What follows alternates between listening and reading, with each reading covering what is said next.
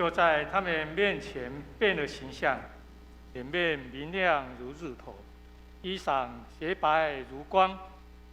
说话之间，忽然一朵光明的云彩遮盖他们，也有声音从云彩里出来说：“这是我的爱子，我所喜悦的，你们要听他。”弟兄们，请静下心来，我们做一个预备祷告。天父上帝，万有的主，我们仰望你，追随你。今天荣光堂的弟兄姐妹们能在这里服侍，是多么的有恩典！我们存着感谢赞美的心，求主继续保守我们的平安，看顾我们周遭的环境，在主怀里有平安，有喜乐，有盼望，享受主恩的滋味。今天所听的讲道，所领受神的话语，都成我们脚前的灯，路上的光。祷告奉我主耶稣的圣名祈求，愿诗歌敬拜，歌颂父神伟大全能。金灵良诗选71首。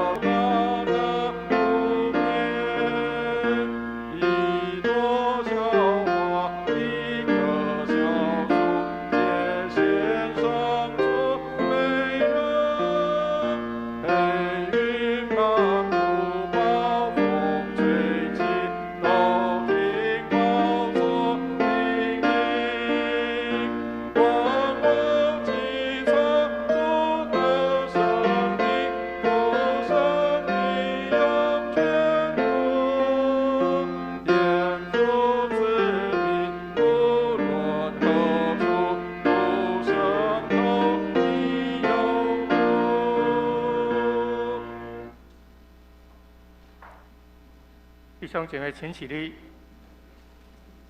我们一起以属徒信经来宣告我们的信仰。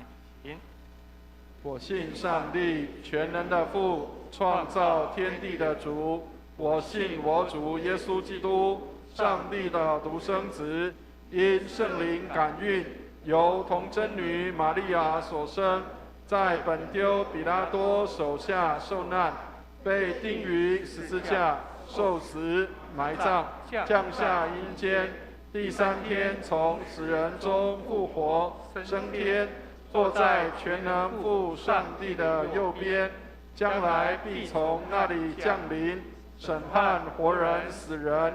我信圣灵，我信圣而公之教会，我信圣徒相通，我信罪得赦免，我信身体的复活，我信永生。阿门。荣耀颂。我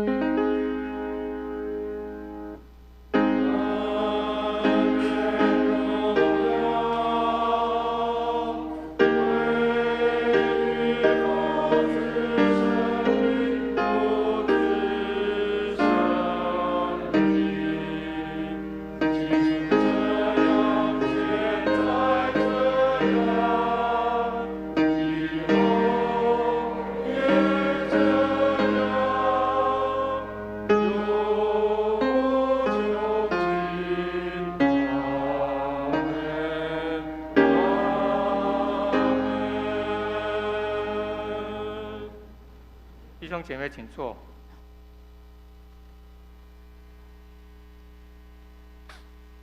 接下来是祈愿文，今天的祈愿在诗篇27篇1到14节，诗篇27篇1到14节，在旧约559页。等一下由我来起，弟兄姐妹来应。诗篇27篇1到14节。耶和华是我的亮光，是我的拯救，我还怕谁呢？耶和华是我性命的保障，我还惧谁呢？那作恶的就是我的仇敌，前来吃我肉的时候，就半跌扑倒。虽有军兵安营攻击我，我的心也不害怕。虽然兴起刀兵攻击我，我必仍旧安稳。有一件事我曾求耶和华，我仍要寻求，就是一生一世住在耶和华的殿中，瞻仰他的荣美，在他的殿里求问。因为我遭遇患难，他必暗暗地保守我。在他亭子里把我藏在他帐幕的隐秘处，将我高举在磐石上。现在我得以昂首，高过四面的仇敌。我要在他的帐幕里欢然献祭，要唱诗歌颂耶和华。耶和华，我用声音呼吁的时候，求你垂听，并求你连续我，应允我。你说，你们当寻求我的面。那时我心向你说：耶和华，你的面我正要寻求。不要向我掩面，不要发怒赶逐仆人，你向来是帮助我的。救我的上帝啊，不要丢掉我，也不要离弃我。我父母离弃我，耶和华必收留我。耶和华，求你将你的道指教我，因我仇敌的缘故，引导我走平坦的路。求你不要把我交给敌人，遂其所愿。因为枉作见证的和口吐凶言的起来攻击我。我若不幸在活人之地得见耶和华的恩惠，就早已丧胆了。要等候耶和华。当壮胆，坚固你的心。来，一起，我再说，要等候耶和华。Amen。接下来公祷，请弟兄姐妹参酌周报第3页。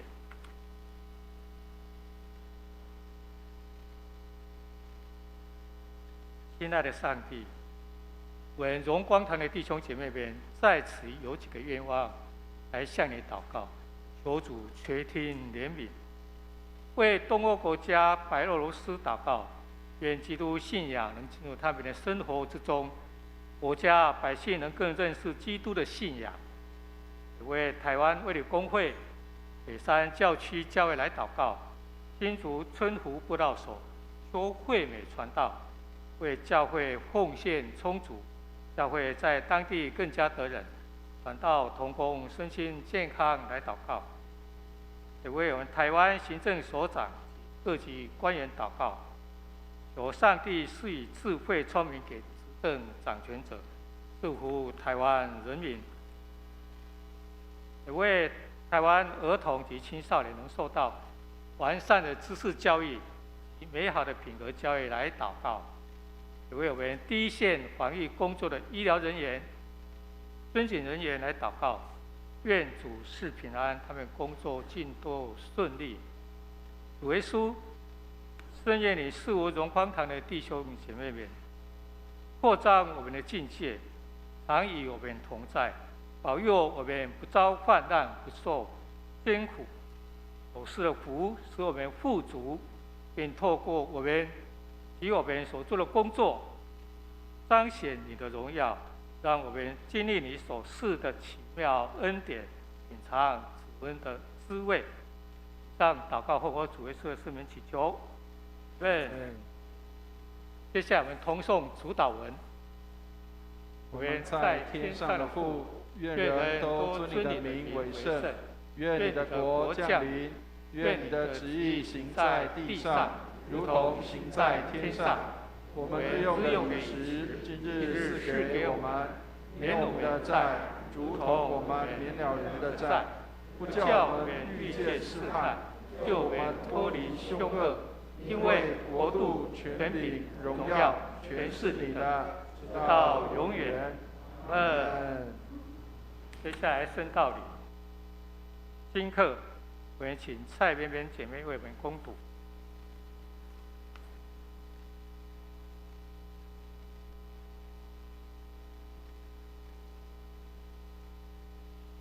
今天的经课在创世纪15章1到12节，还有17到18节，由我来为大家恭读。这个部分在教会圣经第14页。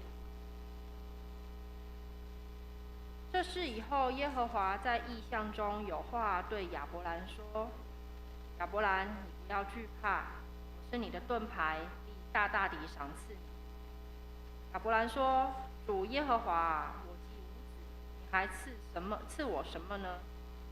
并且要承受我家业的是大马士革人以利切。”亚伯兰又说：“你没有给我儿子，那生在我家中的人就是我的后嗣。”耶和华又有话对他说：“这人必不成为你的后嗣，你本身所生的才成为你的后嗣。”于是领他走到外边说：“你向天观看，数算众星，能数得过来吗？”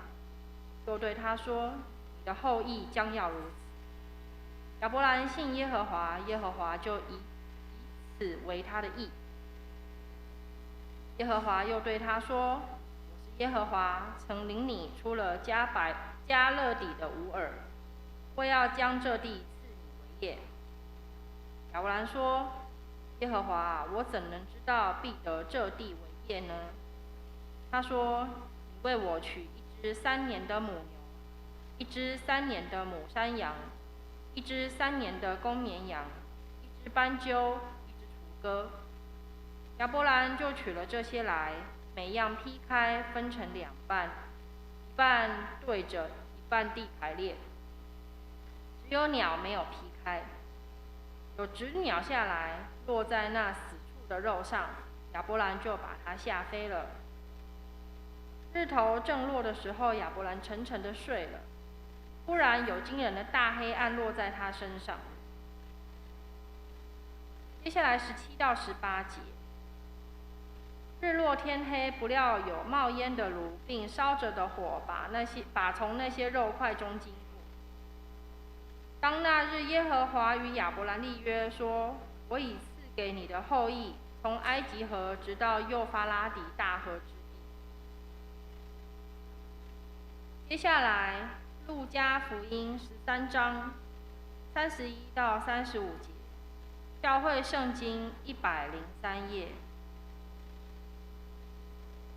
正当那时，有几个法利赛人来对耶稣说：“离开这里去吧，因为希律想要杀你。”耶稣说：“你们去告诉那个狐狸说，今天、明天我赶鬼治病，第3天我的事就成全了。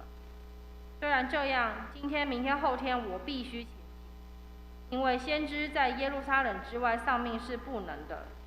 耶路撒冷啊，耶路撒冷啊！你常杀害先知，又用石头打死那奉差遣到你这里来的人。我多次愿意聚集你的儿女，好像母鸡把小鸡聚集在翅膀底下，只是你们不愿意。看哪，你们的家成为荒场，留给你们。我告诉你们，从今以后你们不得再见我，只等到你们说奉主名来的是应当称颂的。”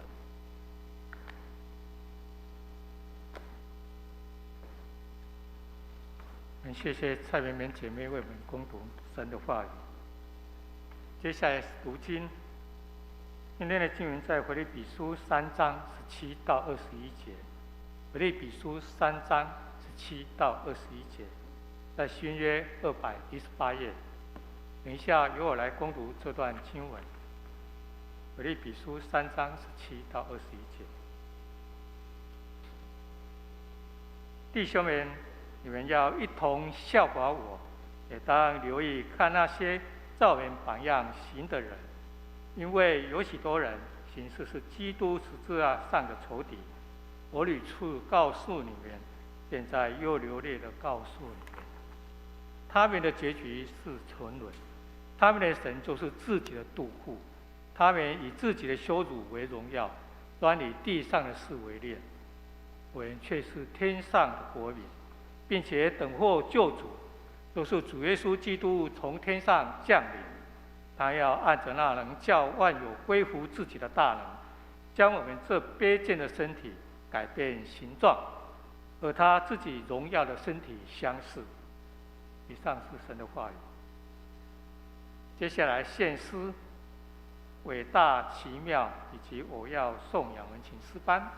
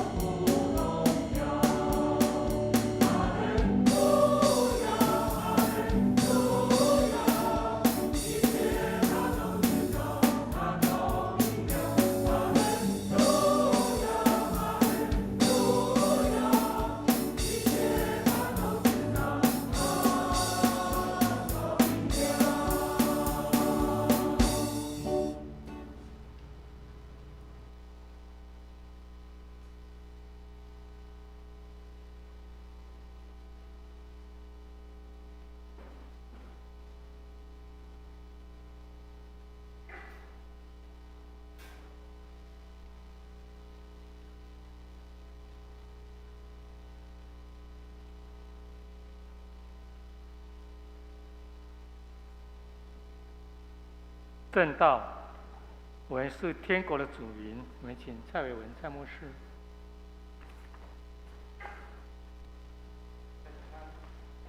很高兴在主日早上跟大家一起见面。我相信大家今天早上听到这个诗歌的时候，会觉得非常的雀跃跟高兴，好像春天已经来到了，很有活力跟活泼的感觉。圣经里面常常提到唱诗赞美，或是弹琴敬拜赞美上帝。大卫透过弹琴，把这个扫罗王身上的那个魔鬼给赶出去。还有一位以利沙先知，他透过这个诗歌敬拜的当中，他领受了上帝的话。所以我们会看到在圣经里面有很多跟诗歌或是跟敬拜上帝是很有关系的。所以透过诗歌敬拜把魔鬼赶出去，透过诗歌敬拜让上帝的话进到我们的心中。愿上帝帮助我们，让我们常常在赞美当中设立神的宝座在那里，让神降临在我们的当中，我们一同来敬拜。圣经里面告诉我们说，上帝是用以色列的赞美为宝座的。愿上帝帮助我们，当敬拜的时候，神就在我们的当中。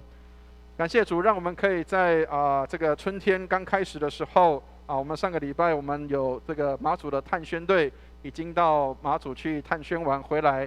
那感谢上帝，我们当中有许多的弟兄姐妹，他们有心得跟收获，但是因为有18位实在是没有办法让每个人都上来，所以我们今天有一位弟兄，他要特别来做一个分享，就是他要来分享他到这个马祖的一个经历跟经验那他更特别是，他又是从另外一个岛来的，他是从香港岛来的所以他又来分享他去到马祖岛的时候他的感受。所以我们要请这个伟翔弟兄来跟我们做一个这个探宣的一个见证跟分享。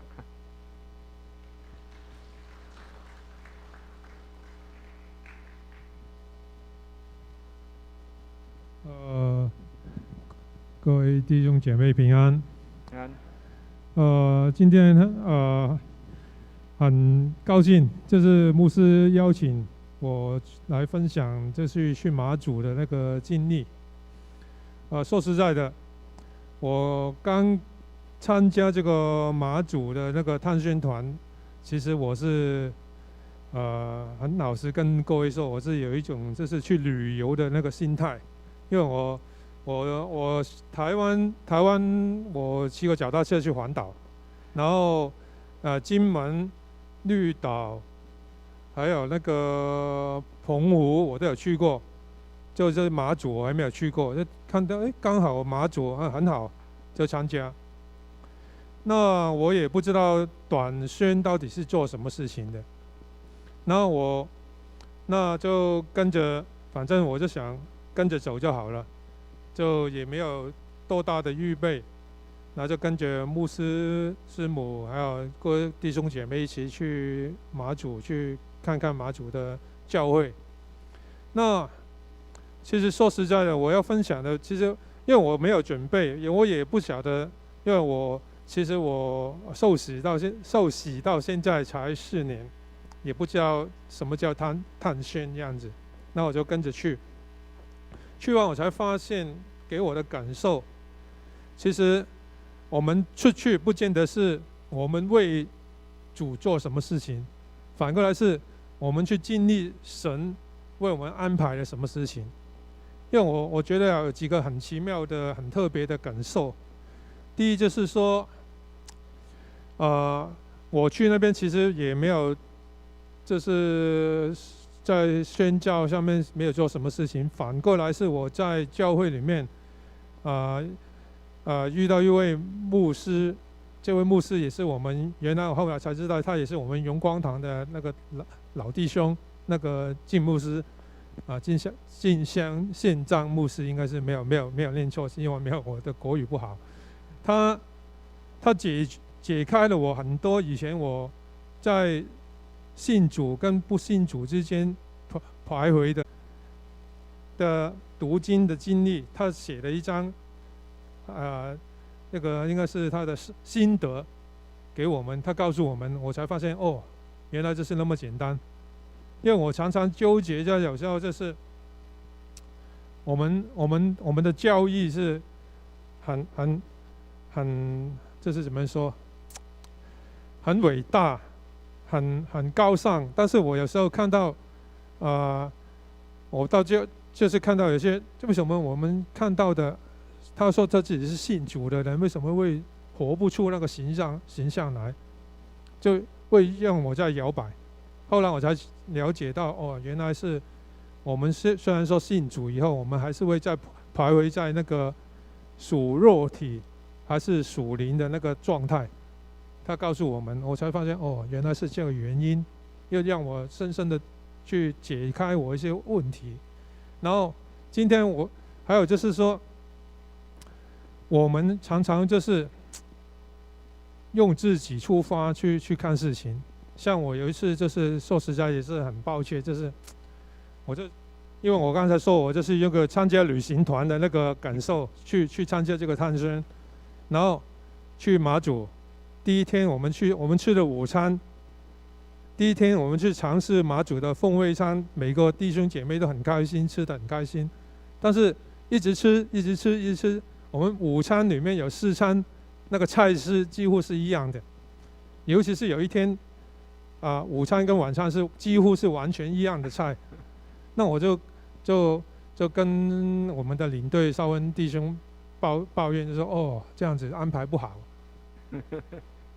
好像一直吃那种东西。后来第2天早上我就突然感觉到很抱歉，为什么有这个感觉？就是原来其实马祖他其实如果我们相信人家是给我们最好的东西，原来马祖最好的东西就只有这几样。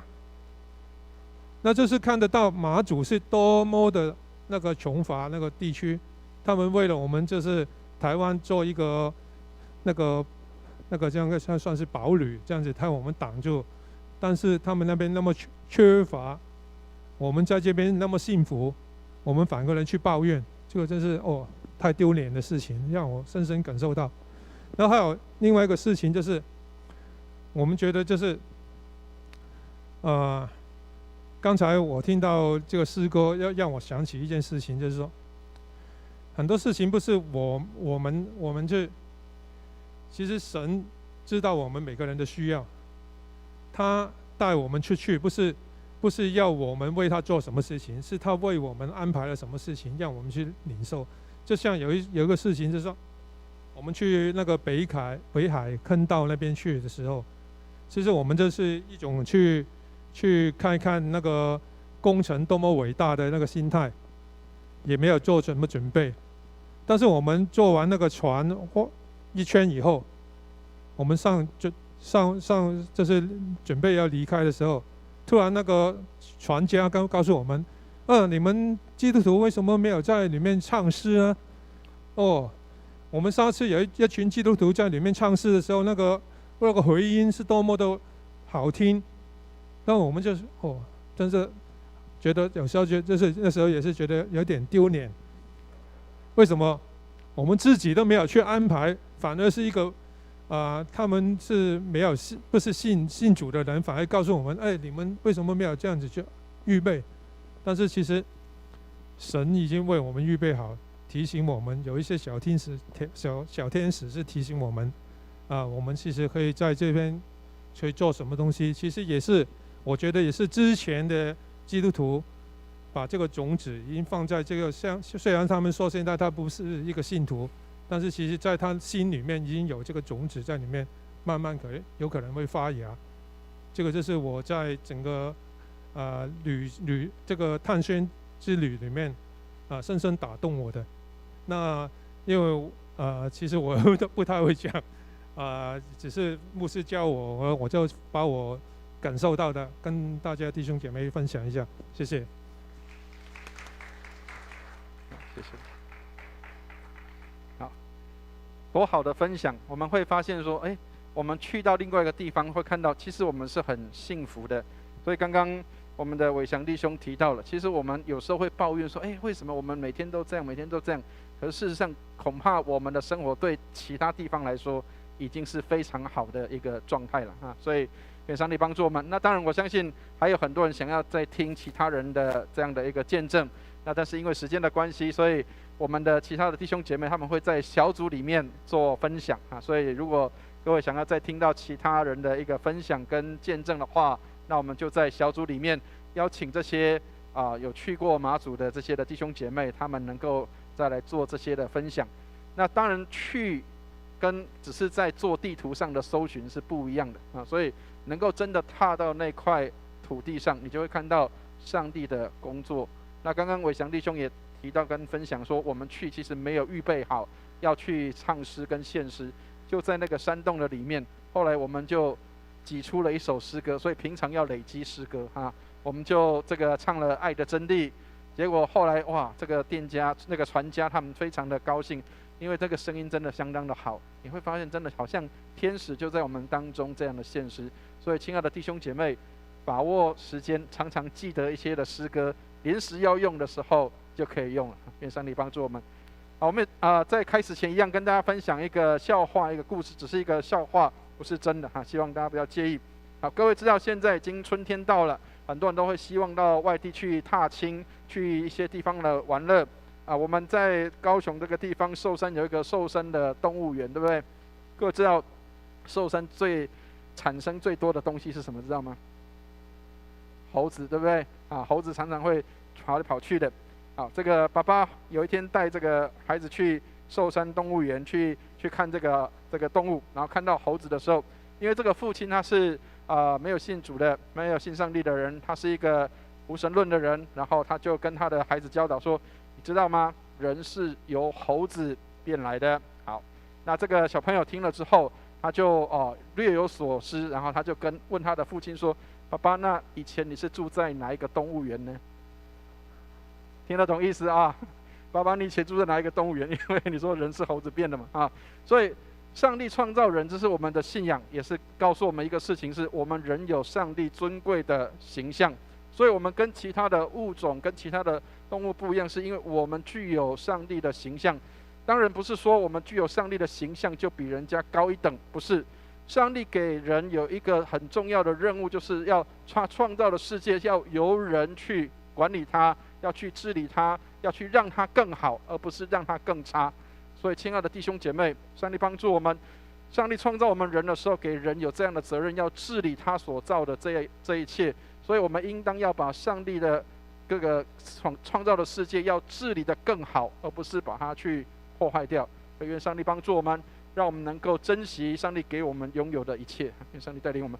好，我们一起举起圣经来祷告，愿上帝的话成为我们的帮助和力量。让我们一起用这个读经前的祷文，我们一起来祷告。我们一起念这一段祷文，一起念，请。这是我的圣经，他说我是谁，我就是谁。他说我拥有就拥有，他说我可以就可以。今天神的话要来教导我，我诚心悔改，我心里警醒，我灵谦卑受教，我就不再一样。奉主耶稣基督的圣名，阿们。我们最近可能大家都知道说我们这个经济发展虽然我们可能觉得不甚好，但是有很多人财产是很多的，甚至我们现在常常讲说，很多人的财产叫做一来一去，就是亿过来亿过去，好几亿。我们以前都没有听过有亿的这种富翁，但是现在已经有很多这样的一个亿万的富翁。那但是各位其实要知道一个事情是，其实我们也是亿万富翁。各位如果看这一篇小学生的作文的时候，你会发现，其实我们真的活在好几亿的这样的一个环境里哈。好，请大家看一下这一篇的文章，这一篇叫低调哈。什么叫低调？他说做人要低调。他说我住着40多亿年的地球，然后晒着50多亿年的太阳每天坐着价值几亿的捷运我们都有搭捷运每个月都还有跟马云，知道马云是谁了马云有这个经济来往他说你看到我炫耀了吗他说就连我的电脑也是世界首富比尔盖茨为我做的那个量身定做的。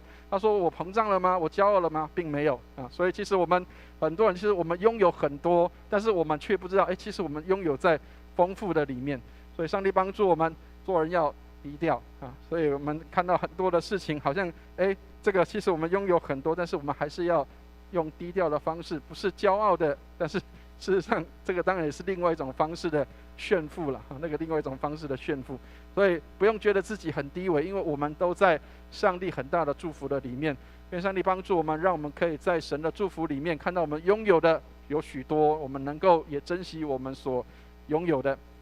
好，所以我们今天的经文是一个很特别的一段经文，这个是保罗在这个监狱里面所写的一封的书信，这封书信叫做腓立比书。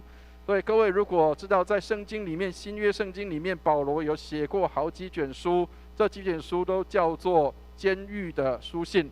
那如果要了解这个监狱书信到底是什么，就请大家在这个主日完之后可以去上成人主日学我们有这个新约导论的课程，那可以去了解到底什么叫做监狱书信。好，其实说穿了就是保罗在监狱的里面写的几封的书信。那腓立比书是其中的一本，但是腓立比书很奇特，是腓立比书写的时候，里面有很多的内容提到几个事情，就是提到说要喜乐。你可以想见一个事情是，如果你今天被关在一个房间里，或是你今天被关在锁在某一个地区的时候，你怎么会喜乐？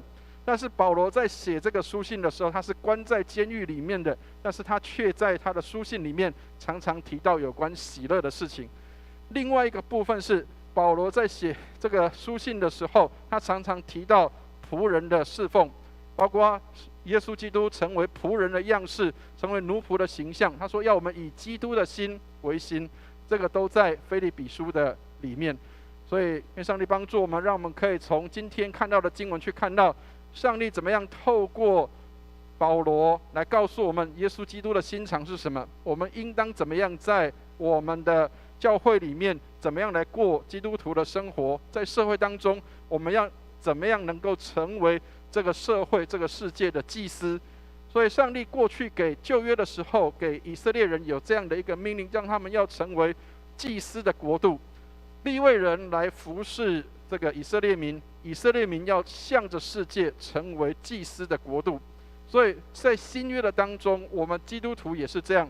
或许很多人说我不过是一个很普通的基督徒，我们每个礼拜都来教会做礼拜很多的这个教导，很多的牧师的传讲，或者是小组长，或者是老师的教导，这些人都成为你的帮助。然而你要成为别人的帮助，这就是圣经里面告诉我们的一个在圣经里面的这样的一个服事观。好，所以我们要先来看一下腓立比这个教会它是怎么样来开始的。各位知道在使徒行传里面，保罗他曾经要往东方去，他本来要到美西亚那个地方往东方去，但是后来圣经上2次提到说耶稣的灵不许，或是圣灵不许他往东边去，所以他后来就往西边走了。那往西边走的时候，在路程当中，保罗在做梦的时候梦到一个事情，叫做有一个马其顿人来到他的梦里面，然后告诉他说请你过到马其顿来帮助我们。各位，那个是一个异乡的国度，那个是一个欧洲的地方。保罗他要从他的家乡去到欧洲的地方，要去那里来做服事。刚刚伟翔弟兄有特别提到，其实我们如果去外岛看到，你光要在那里生活就已经是很不容易的事情，然后你还要在那里活下来，并且要在那里能够建立你的工作跟事业，那更是一件不容易的事情。所以马其顿的呼声，这是保罗到欧洲建立的第一个教会，也是欧洲的这个保罗所建立的教会当中的第一站。他要去到马其顿那边，要去建立教会，要去帮助那边的百姓。但是他去的第一站的地方，就是叫做马其顿。好，所以我们来看一下使徒行传16章12节，他说从那里来到腓立比，就是马其顿这一方的头一个城，也是罗马的住房城。我们在这里住了几天。这个是保罗他带着他的同工去到欧洲的地方，第一个城就是这个腓立比。好，考一下各位，各位知道有一个地方叫做头城，知道吗？头城知道是哪边的第一个城，知道吗？宜兰，对。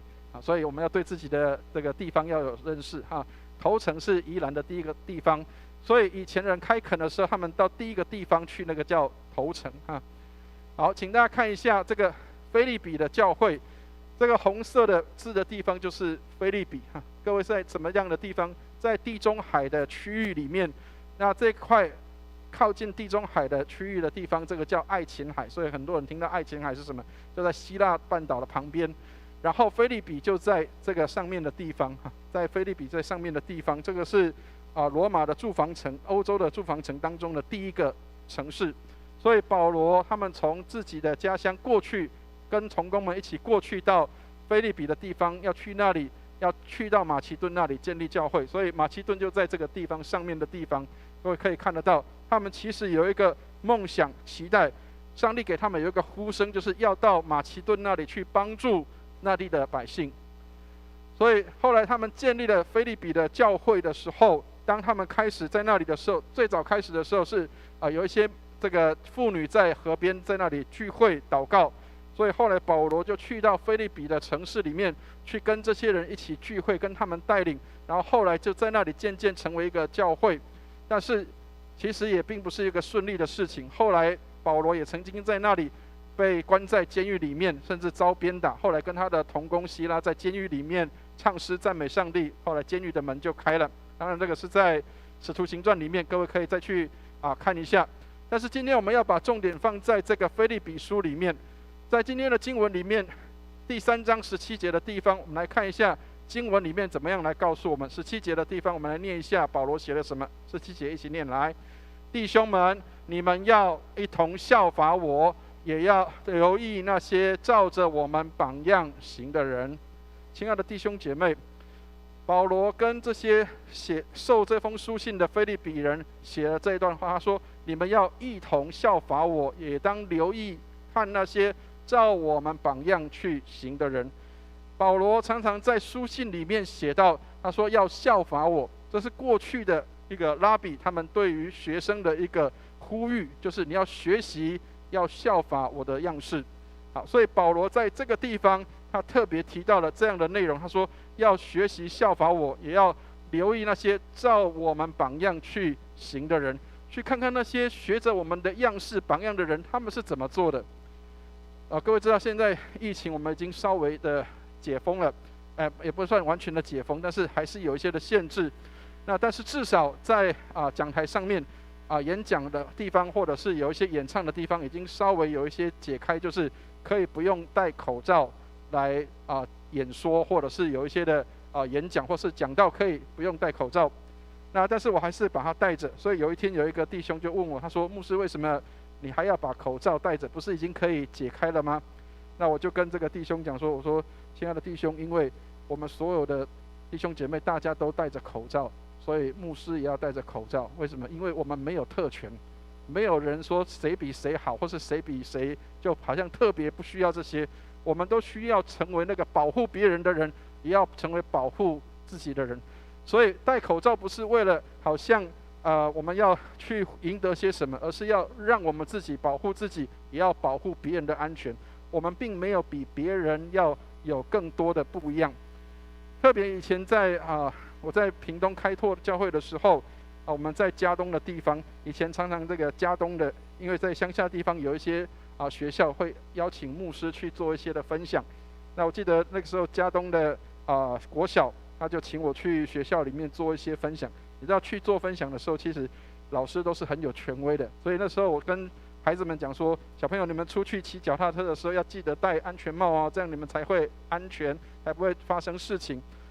可是呢，我在骑车的时候，我自己骑摩托车的时候，我自己没有戴安全帽，然后呢，不小心就是有一次就被人家拍到了车牌，然后还有没有戴安全帽的照片。那这一张照片送去哪里？送到总会去了，送到卫理公会的总会，然后总会通知我说要领那一张的照片。他说：牧师，你有一张照片是没有戴安全帽被罚了的照片。我说我不知道什么时候我被照到了，我说居然没有戴安全帽。可是从那一天开始，我警觉到一个事情是，今天我们教小朋友说你骑脚踏车你要戴安全帽，可是今天我骑摩托车我居然没有戴安全帽。所以后来从那一天开始，不论是在多乡下的地方，无论是警察有没有看到，我还是要把安全帽戴在我的头上。因为我们教人家什么，我们自己要能够做到。你会发现很多人为什么不信任权威的人，因为这些权威的人没有做到他们教的东西。很多时候我们常常会说，为什么父母亲没有办法去教孩子？因为我们没有做到我们教孩子的东西。很多时候我们没有去成为那个榜样或是那个样式。所以17节的地方他说，你们要一同效法我，也当留意那些照我们榜样去行的人。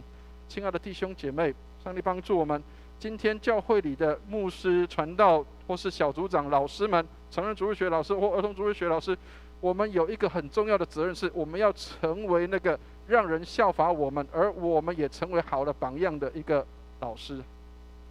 所以哥林多前书11章1节他说，你们要效法我，像我效法基督一样。所以除了腓立比书提到要效法以外，在哥林多前书里面也提到要效法基督或是效法我。所以保罗为什么敢写这样的一个内容，是因为他是效法基督的人，而我们效法保罗也是在效法基督。所以亲爱的弟兄姐妹，如果你的老师、你的成人主日学老师，如果你的小组长或是你的带领者，他们是效法基督的，那么你现在就是在效法耶稣基督。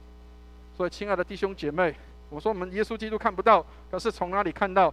从我的老师的身上，从这些教导我的人身上，我看到了耶稣基督。所以我在学习跟效法他们的样式。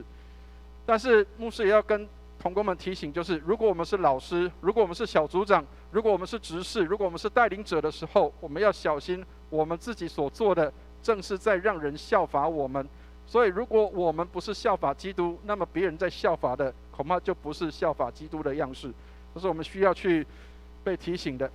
所以这个伯金斯这个人他说，传道人内心的态度应该是，我为基督的缘故，为耶稣的缘故，成为仆人的样式。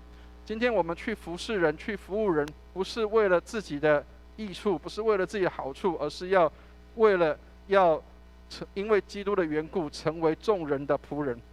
所以这个马丁路德曾经这样说，他说基督徒是什么？在基督之下，众人之上，但是为了基督的缘故，甘愿成为众人之下。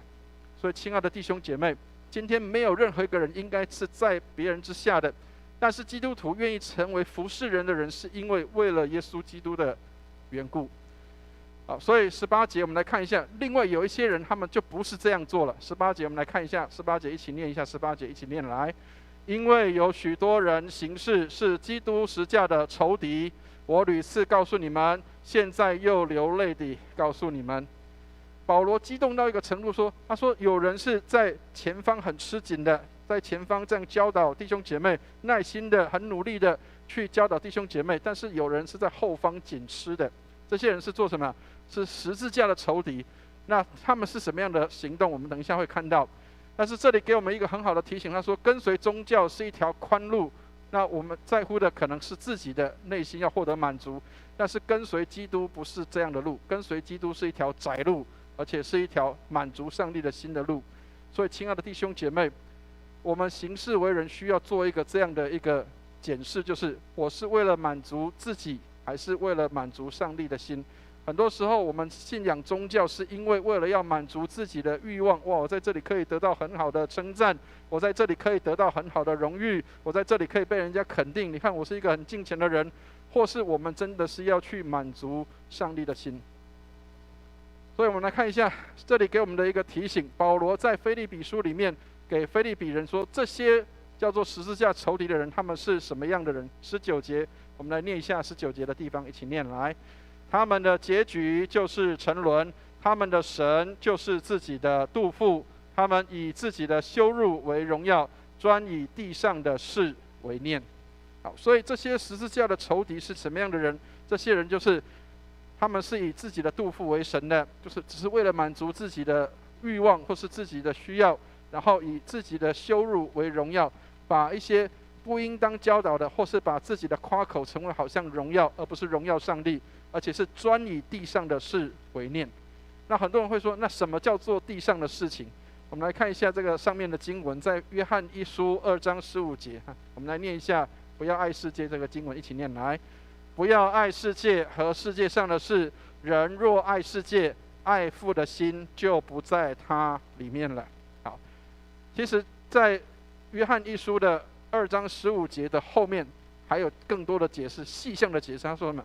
他说这个爱父的心不在他的里面。他说什么叫做爱世界的事情？他说什么叫爱世界的事情？他说就像眼目的情欲、心里的骄傲，这些都是世界上的事情。眼目的情欲、肉体的情欲、今生的骄傲，这些都是叫做肉体上的，或是属肉体的事情、地上的事情，而不是属天上的事情。所以我们会看到，人的灵魂如果越远离上帝的时候，其实愁苦是越加增的。所以各位如果读诗篇里面有一段诗篇是这样写，他说：“以别神代替耶和华，他的愁苦必加增。”所以当人不是把上帝当上帝，而是把其他的东西当成上帝的时候，就越来越远离上帝。那远离上帝的结果会是什么？远离上帝的时候，人就越来越接近愁苦。但是你越接近上帝，愁苦就越远离你。但是如果你是越接近愁苦的事情、地上的事情，那么你就越远离上帝了。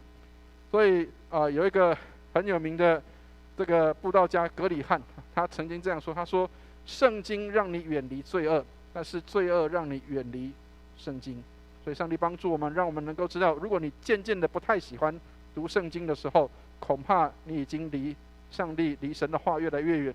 但是如果你喜爱读圣经，那么你就会离罪恶会越来越远了。所以我们来看一下这个人这个伊恩·杜古德这个人，他形容以色列人他们是什么样，这或许也是我们的经历我们来看一下他说什么。他说，拥有律法以及经历救恩还不够，主界的先知提醒以色列人，他们需要一颗新的心。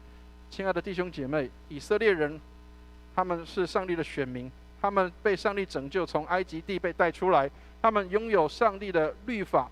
但是如果我们看旧约圣经里面的话，旧约圣经里面以色列人的历史是一塌糊涂的状况。为什么？因为就是刚刚这个我们伟翔弟兄分享的郑牧师的一个从圣经里面找出来的教导，属肉体的人那个状态就是这样的一个状态。他也许拥有律法，他也许有圣经，他读圣经，但是他也经历过上帝的救恩，但是他没有一颗新的心来领受上帝的这样的恩典在他的心里面。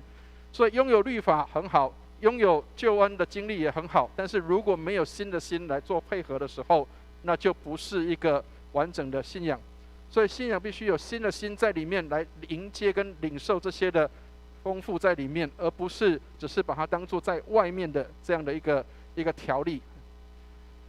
所以论坛报里面给我们有一个图一个很好的一个区分，你要选择哪一条路。每一天其实我们都在做一个抉择，你要走的路是什么样的路各位如果看得到的话，你的右手边这边跟左手边是两个不一样的路，一个是属世的路、世俗的路，一个是属天的路，然后一个是宽大的路，一个是窄小的路，一个是人多的路，一个是人少的路，一个是走自己的路，一个是走神旨意的路，一个是随从人的路，一个是随从上帝的路，一个是满足自己的肉体，一个是舍己背上十架，一个是安逸却危险的路，但是另外一个是艰难却保险的路，一个是走向灭亡，另外一个是走向永生。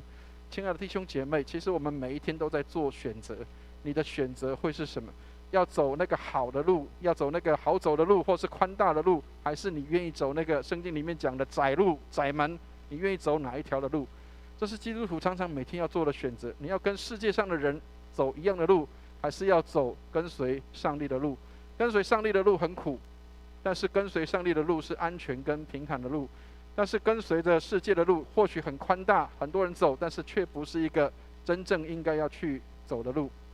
跟大家分享我们去马祖的一个经历各位如果知道说我们去北竿的时候，当然很多人都喜欢待在比较好的地方，待在比较大的堂会，待在比较人多的地方。但是我很佩服我的前辈郑牧师，他愿意留在一个小岛上面。或许他的聚会的人数不多，才10几位，但是整个岛都认识郑牧师，整个岛都认识他是谁。所以亲爱的弟兄姐妹，或许你不一定可以带人信主，很多人带人信主，或许你没有很多的恩赐，但是如果人可以从你身上看到基督的生命的时候，那么你正是在做一件宣教的工作，你正是在为上帝做美好的宣传，因为你的生命就在见证上帝了。好，20节我们来看一下，这里给我们一个很好的一个提醒，就是我们跟世人是不一样的，因为我们是天上的国民。20节我们一起来念一下20节，一起念来。我们却是天上的国民，并且等候救主，就是主耶稣基督从天上降临。亲爱的弟兄姐妹，我们是属天上的国民，所以上帝当时透过在摩西的书里面告诉以色列人说，他们要成为祭司的国度，然后利未人要成为他们的祭司，但是他们要成为这个万民的祭司。但是亲爱的弟兄姐妹，现在新约里面告诉我们说，我们也是天上的国民，然后要做什么？要等候救主的降临，主基督从天上降临，并且要让我们的身上来显出神的荣耀。所以我们来看一下腓立比书2章15到16节，他说：你们显在这世代中，好像明光照耀，将生命的道表明出来。亲爱的弟兄姐妹，生命的道在我们的里面，而我们的里面就在显出这个生命的道。法兰西斯这个牧师他这样说，他说：只有让基督在凡事上居首位的人，才能得到属天的能力。所以亲爱的弟兄姐妹，看起来我们活在这个世界上，活在这个地上，但是我们的身份是属天的国民，我们是属天的子民，是上帝的儿女。所以只有凡事在基督，让基督在凡事上来做主居首位，才能得着这样的属天的能力。所以千万不要忘记了，我们是属天的子民，是属上帝的子民，我们是有属天能力的，只在乎我们有没有让基督在凡事上来居首位。所以信仰是什么？信仰是在看得见的世界里面去活出看不见的另外一个世界。所以亲爱的弟兄姐妹，上帝帮助我们，让我们能够来活出那个天上国民的样式。虽然我们活在这个地上，但是我们是活着在天上的国度的子民。所以古代有一个教父叫奥古斯丁，他写了一本书叫做《两国论》，不是我们现在的两国论。他所谓的两国论是什么？属天的跟属地的。我们是属天的子民，虽然我们会被逼迫，虽然我们会被人家欺负，我们在这地上生活，但是我们是属天的子民，我们是属上帝的子民。我们只是暂时在这个地方，好像我们从国外移居到这个地方来，但是有一天我们要回到那个另外一个世界、另外一个国度里面去，而我们在这里是暂时的，是一个暂时的地区，是一个暂时的地方。所以信仰是在看得见的世界里面去活出那个看不见的另外一个世界。所以马丁路德给我们一个很好的提醒，当基督徒应当怎么样在面对世界观还有面对自己的信仰的时候应当怎么做。我们来看一下马丁路德他说什么。他说我们成为祭司，我们刚刚提到我们成为万国的祭司，万民的祭司。他说借着祷告我们将人带到神的面前，但是透过福音我们把神带到人的面前。所以亲爱的弟兄姐妹，如果你能够把人带到上帝面前的话，那么透过什么样的事情？透过祷告我们把人带到上帝的面前，然后透过什么？透过福音，传福音，我们把上帝带到人的面前来。我们去北干的时候，郑牧师分享了一个事情，他说每天他要祷告1个小时。很多人会说我祷告大概5分钟我就结束了，恐怕没有办法祷告那么久。为什么这个郑牧师可以祷告1个小时？他跟我们分享一个秘诀，就是如果你的教会的弟兄姐妹如果有50个人的话，如果你每天为每一个人祷告1分钟，那么你就有50分钟可以祷告完。所以今天早上我在台语堂的时候，我跟弟兄姐妹讲说，台语堂大概也有40几位的弟兄姐妹，我说如果你每天早上提名为每一个弟兄姐妹都为他们祷告的话，那么你就已经1个小时就祷告完了。每一天你每天为你的弟兄姐妹祷告40个人，你每天提名，光提他的名字为他祷告，你就已经1个小时就完成了。你就会发现，其实祷告并不是那么样的困难的。亲爱的弟兄姐妹，我们现在荣光堂大概170位左右，如果170位，那么我们可以祷告多久知道吗？3个小时。所以你可以发现，其实我们祷告可以很长如果你每天光提一个人的名字，每天为每个人祷告的话，光1轮就已经3个小时。所以亲爱的弟兄姐妹，你成为祭司，透过祷告把人带到上帝的面前，但是透过福音我们把神带到人的面前来。好，所以21节我们来看一下。21节，这是我们的盼望。基督徒活的盼望是什么？21节我们一起来念一下。21节一起念来。他要按着那叫万有归服自己的大能，将我们这卑贱的身体改变形状，和他自己荣耀的身体相似。所以，亲爱的弟兄姐妹，将来我们要得到一个荣耀的身体。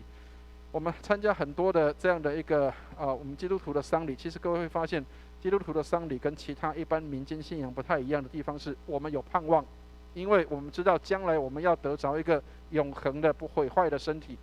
虽然我们还没有马上看到，但是我们相信有很多人已经得着了，他们已经在那里预备好，等着其他人也能够一起来领受这样的一个祝福，就是我们要跟基督的身体、跟基督荣耀的身体、跟上帝荣耀的身体是相似的。我们这个卑贱的身体有一天会毁坏，但是荣耀的身体将来是我们所要领受跟得到的。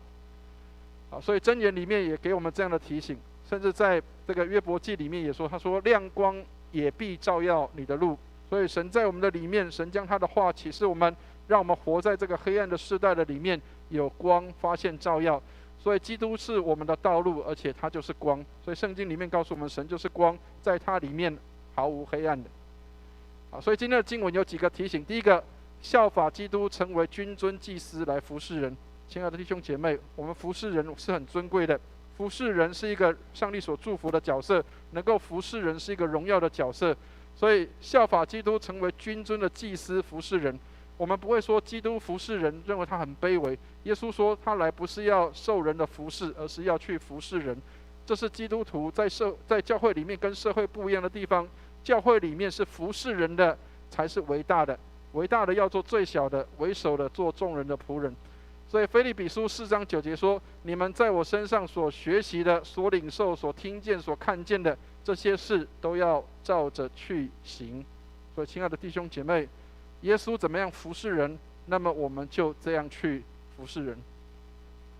所以在新教里面，我们基督教里面一个很重要的观点就是信徒皆祭司，每一个人都可以成为服侍人的角色，不是只有哪些人可以服侍，而是所有的人都可以服侍人。当然，也许有的人恩赐大一点，他可以服侍更多的人，但是如果我们的恩赐没有那么多，那么求上帝给我们能够有服侍的能力，去服侍够我们这个能力可以去服侍的人。信徒皆祭司，每一个人都可以成为服侍别人的人，不是只有哪些人可以服侍，而是所有的人都可以参与在服侍的当中。所以卫斯理给我们一个很好的提醒，他说教会要转化世界，但是不是要成为基督教徒，而是要成为上帝主耶稣基督的门徒。所以改变世界不是只是要让人变成是基督教徒，而是要能够成为耶稣基督的门徒。门徒就是要学习跟效法耶稣基督的样式。好，第二个，效法基督，成为谦卑仆人来服侍人。我们是很尊贵荣耀的，但是同时又是最谦卑的仆人去服侍人。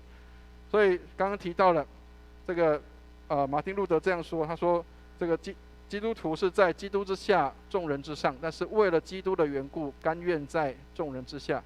所以你的服侍不是因为你比别人强、比别人厉害，而是你愿意为了基督的缘故，谦卑成为仆人来服侍人。但是我们要先思考一个事情，是我们爱耶稣基督有没有爱到那样的程度，要尽心尽性尽力尽意的爱主我们的上帝。如果你爱耶稣够多，那么你就会觉得这样的事情是很容易的，因为你愿意为了基督的缘故这样去做。所以常常在这个新婚礼拜的时候，很多人在这个结婚礼拜的时候，我常常提到一个事情，就是彼此成为仆人的角色去服侍你的配偶。这个是在圣经里面，在婚姻里面的一个奥秘。很多人说，王子跟公主怎么过着幸福快乐的日子？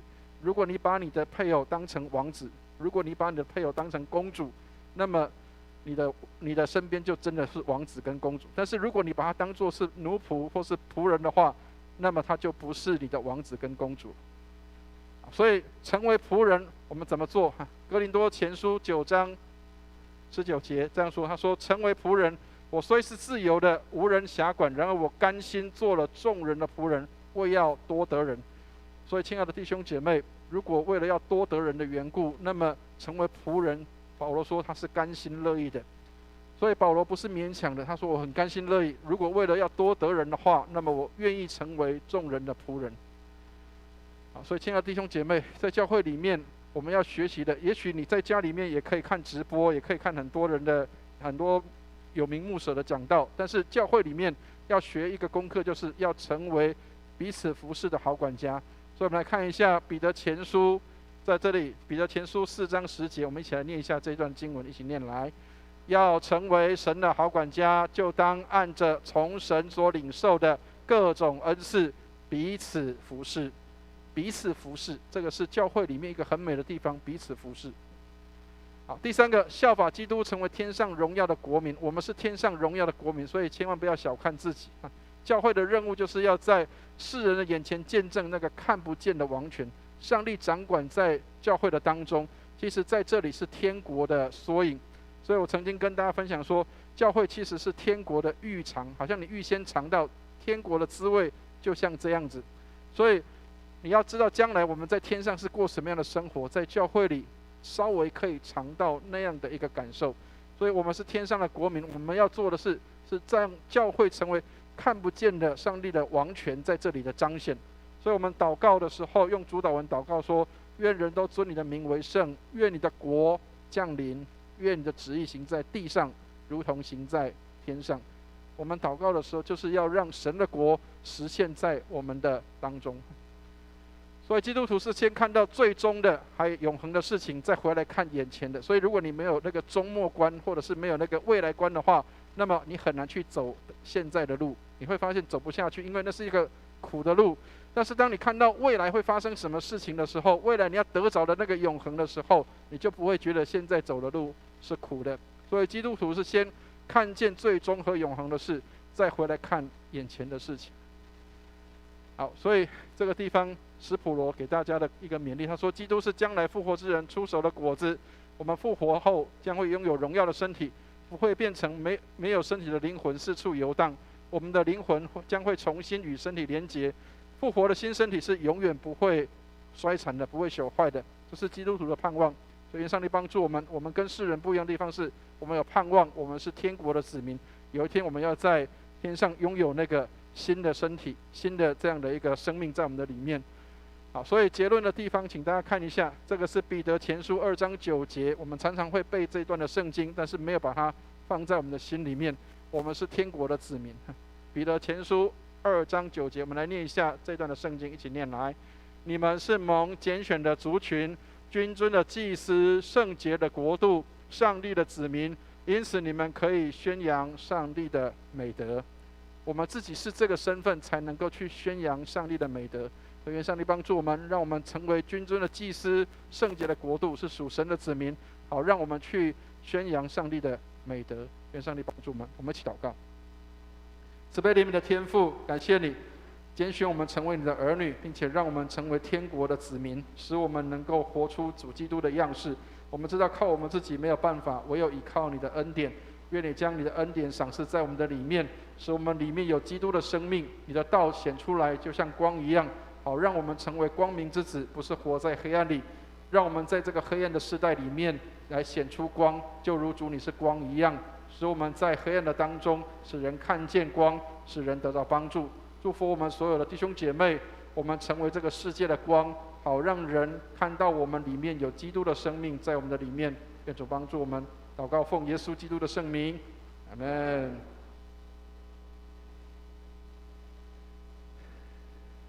谢谢牧师的传讲。接下来是金句背诵，本来背诵2次，请。我们却是天上的国民，并且等候救主，就是主耶稣基督从天上降临。腓立比书3章20节再变，我们却是天上的国民，并且等候救主，就是主耶稣基督从天上降临。腓立比书3章20节。接下来回应诗歌，恳求主下牧人引导。今年诗选42首。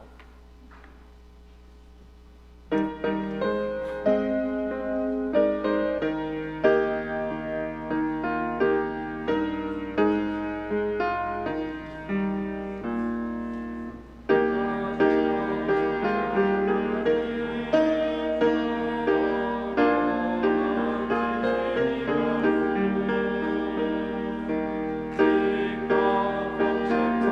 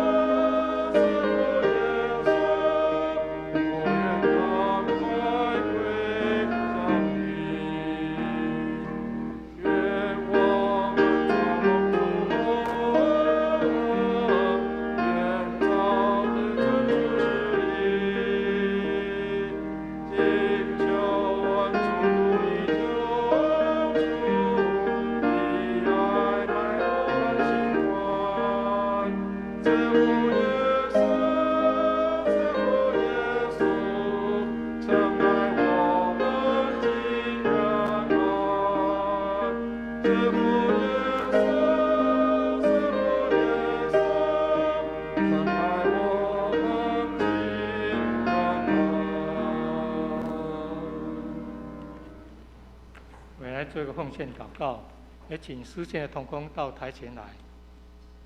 万有的主，万物都从你而来，我们所有的一切都是你所赏赐的。我们把从你而得的献上些许的金钱，作为荣光堂的事工使用，愿主悦纳。祷告后，我主耶稣圣名祈求。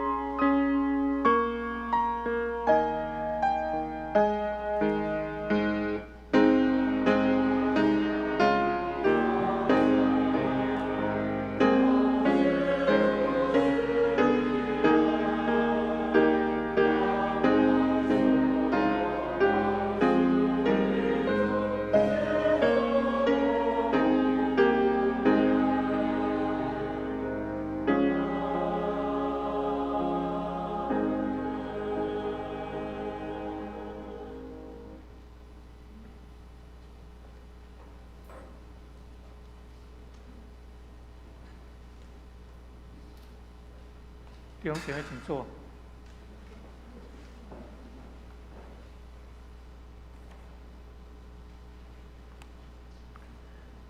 我们来介绍新朋友。首先，我们欢迎从韩国回来的林知琪姐妹。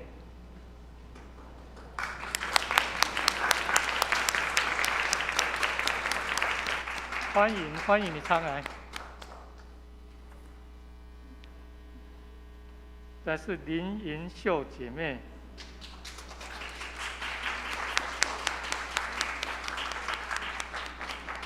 一次欢迎，永远欢迎。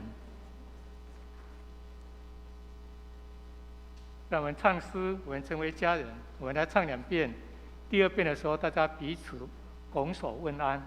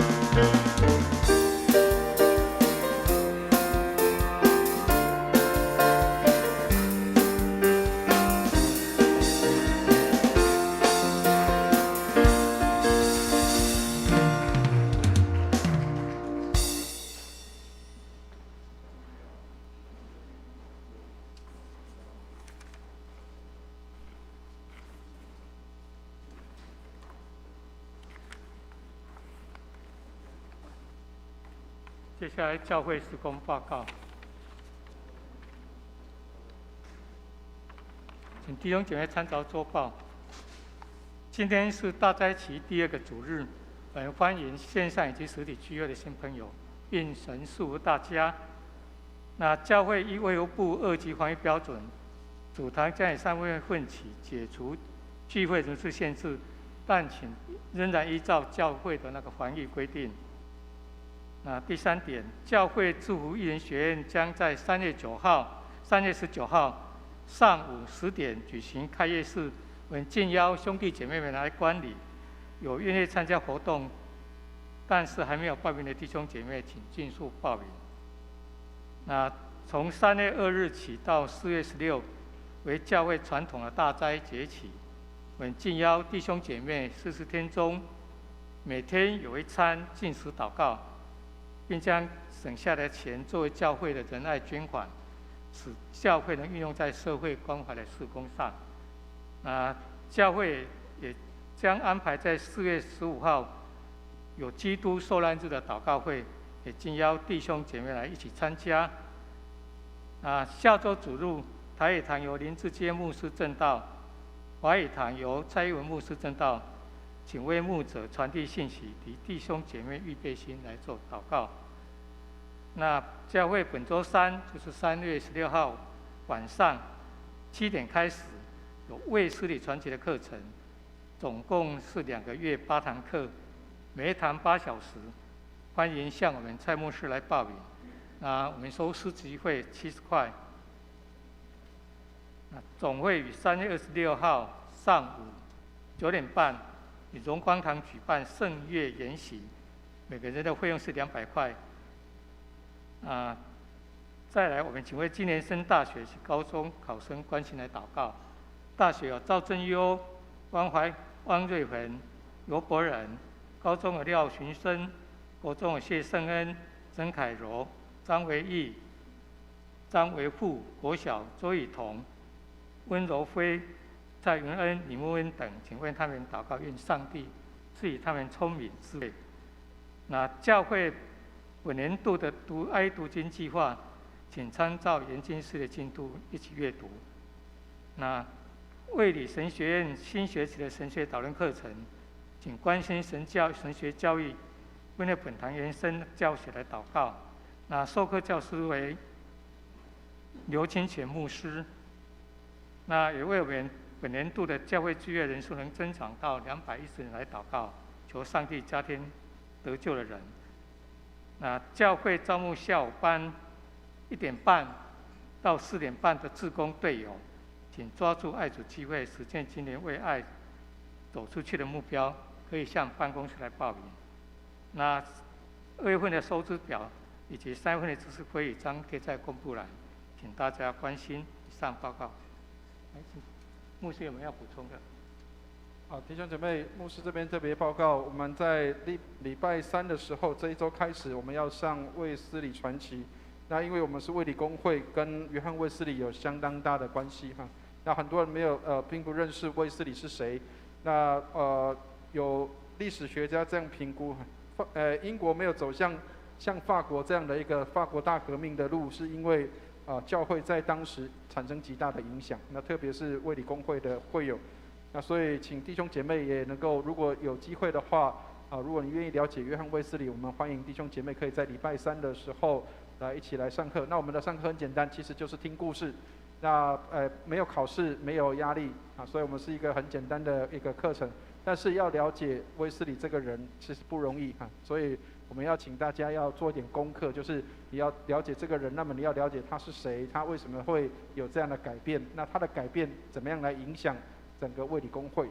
所以我们请弟兄姐妹也为这样的事情祷告，期待我们能够在这个课程当中使我们的弟兄姐妹得到帮助。我们其他的这个探讯队员他们的分享就会在小组里面，所以请小组长各小组小组长也给我们的探讯队有机会能够在小组里做分享。以上。这里消息，请为弟兄姐妹的健康来祷告，愿属祝他们健康的身体。弟兄姐妹，请起立。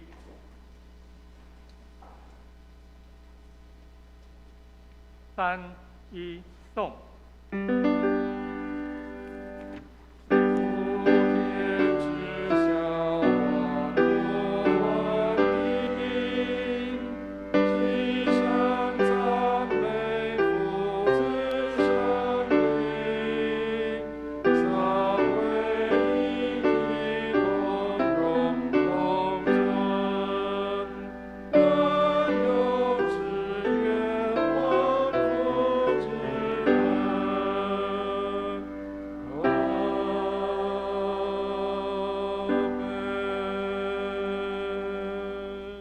请牧师祝福。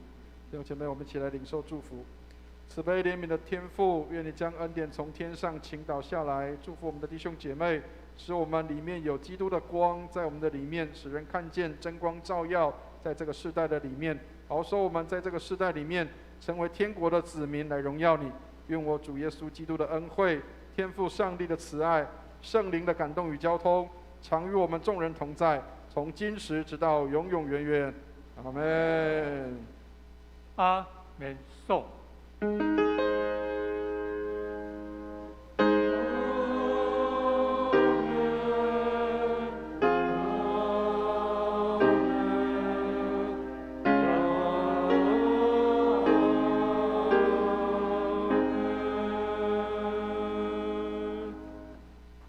兄姐妹，请坐。献乐。